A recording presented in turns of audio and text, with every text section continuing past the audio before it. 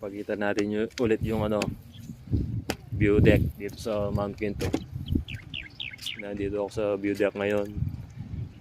Sabi ng nakausap kong ano, katutubo doon, yan may ano dyan, yung makikita nyo.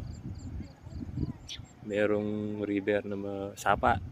Pag dumiretso ka daw banda doon, mapupunta ka doon sa ano, Palacol River.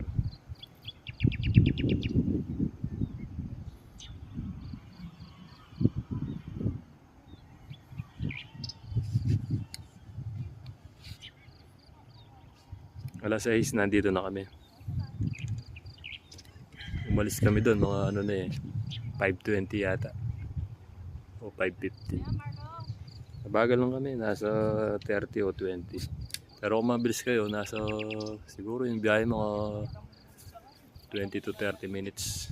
Yung dalaw nandun na si Soundby, si Tantan. Yan makat ko. Kami nga kiting guy. Pampanga.